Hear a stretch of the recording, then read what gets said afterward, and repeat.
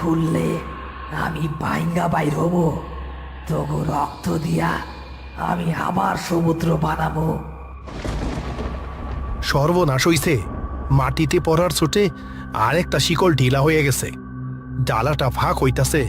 করিম, দেহ ভিতর থাইকা যেই কালো পানি পড়তাছে, সেইখানে ঘাসগুলো সব জইলা ছাই হয়ে যাইতাছে। এইটা এসিডের চাইতেও ভয়ানক বিষ। জব্বার ভাই, আর দেরি করা যাইব না। এইটারে এক্ষুনি করতে ফেলাইতে হইব। রতন, উঠ। যদি বাঁচতে চাস ব্যান বাদ দে, লাথি মাইরা কফিনটারে করতে ফেলা। ভাইজান, আমি আমি কি করতে চাইতেছিলাম? আল্লাহ মাফ করুক আমারে। ধরেন ভাইজান। তারা তিনজন মিলে সেই বিষাক্ত কালো পানি আর হিমশীতল কফিনটাকে গর্তের দিকে ঠেলতে শুরু করলো। কফিনের ভেতর থেকে তখন প্রচণ্ড শক্তি প্রয়োগ করা হচ্ছে ডালাটা খোলার জন্য।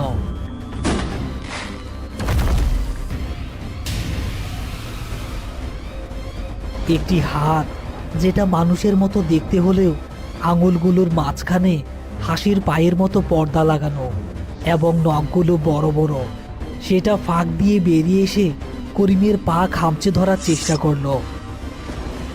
ইয়া আল্লাহ, এটা তো শয়তান হয়ে গেছে। বিসমিল্লাহির রহমানির রহিম। ধাক্কা দে। করিমের চিৎকারে তিনজন একসাথে সর্বশক্তি দিয়ে ধাক্কা দিল। ভারী লোহার কফিনটা গড়িয়ে গিয়ে ধপাস করে গভীর কবরের নিচে পড়ল।